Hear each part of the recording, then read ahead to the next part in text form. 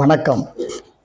இன்று ஒரு தகவல் நிகழ்ச்சியின் மூலம் உங்களை மீண்டும் சந்திப்பதில் மகிழ்ச்சி. இன்று உலகம் முழுவதும் கொண்டாடப்படுகின்ற ஒரு உன்னதமான நாள். ஆம், உலக புத்தக தினம் விழா கொண்டாடப்படும் நாள். ஒரு புத்தகம் என்ன செய்யும்?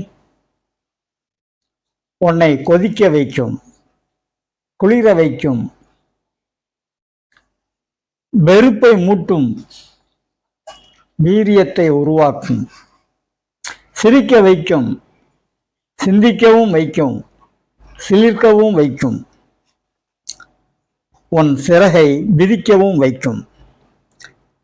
இதில் ஏதேனும் ஒன்றையாவது அந்த புத்தகம் செய்திருந்தால்தான் அது உலக அளவில் எல்லோராலும் ஏற்றுக்கொள்ளப்பட்ட ஒரு புத்தகமாக இருந்திருக்க முடியும்.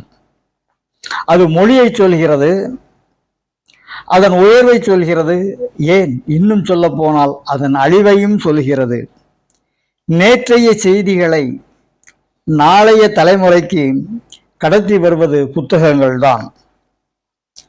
ஐரோப்பிய நாடுகளில் தொழில் நிறுவனங்களை நடத்துபவர்களை கொண்டாடுகிறார்கள். சீனாவில் புதிய தொழில்நுட்பங்களை கையாள்பவர்களை கொண்டாடுகிறார்கள். ஆனால் இந்தியாவில் திரை நட்சத்திரங்களை கொண்டாடுகிறார்கள்.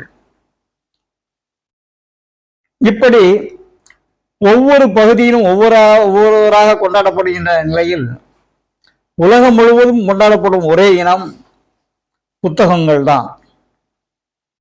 1995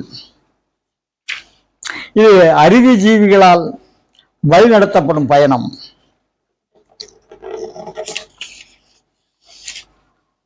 வாசித்தல், பதிப்பித்தல், பதிப்புரிமை, வாசகன், பதிப்பகங்கள், படைப்பாளிகள் மூவரையும் உற்சாகப்படுத்துகின்ற ஒரு உன்னத நாள் தான் இந்த உலக புத்தக தினம். 1995 ஏப்ரல் 23 ஐக்கிய கல்வி நிறுவனம் யுனெஸ்கோ ஏற்றுக்கொள்ளப்பட்டு அன்றிலிருந்து நடைமுறைப்படுத்தப்பட்டு வருகிறது இந்த உலக புத்தக தின விழா. ஐக்கிய நாடுகளின் சபை இதே நாளை ஏன் இந்த தினத்தை யுனெஸ்கோ தேர்ந்தெடுத்தது என்றால், உலகின் தலைசிறந்த படைப்பாளிகள் ஷேக்ஸ்பியர் போன்ற பல்வேறு நாடுகளில் உள்ள தலைசிறந்த படைப்பாளிகள் பிறந்த அல்லது இறந்த நாள் இன்றுதான். அதனால்தான் அந்த அறிவுஜீவிகளை அடையாளப்படுத்துகின்ற விதமாகவும், அவர்களை உயர்வுபடுத்துகின்ற விதமாகவும், அவர்களை நினைவுபடுத்துகின்ற விதமாகவும் இந்த நாளை அமைத்திருக்கின்றார்கள்.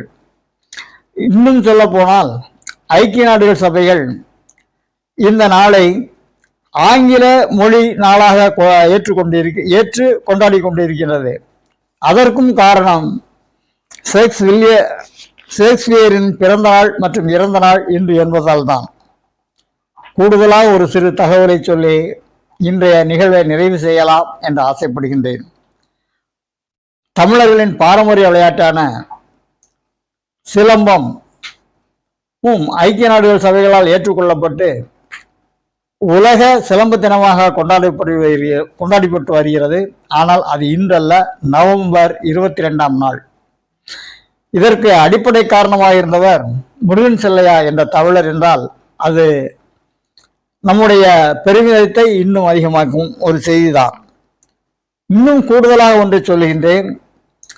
தமிழ்நாட்டில் அரசு வேலைவாய்ப்புகளில் இடஒதுக்கீடுகளில் விளையாட்டுத்துறைக்கென்றும் ஒரு வாய்ப்பு உண்டு.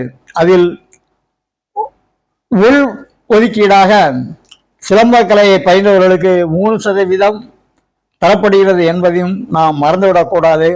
அதை தந்திருப்பது இன்றைய தமிழ்நாடு அரசின் முத்துவேல் கருணாநிதி ஸ்டாலின் என்பதையும் நான் நினைவில் கொள்ள வேண்டும் என்று சொல்லி வாய்ப்புக்கு நன்றி சொல்ல விடைபெறுகின்றேன். நன்றி.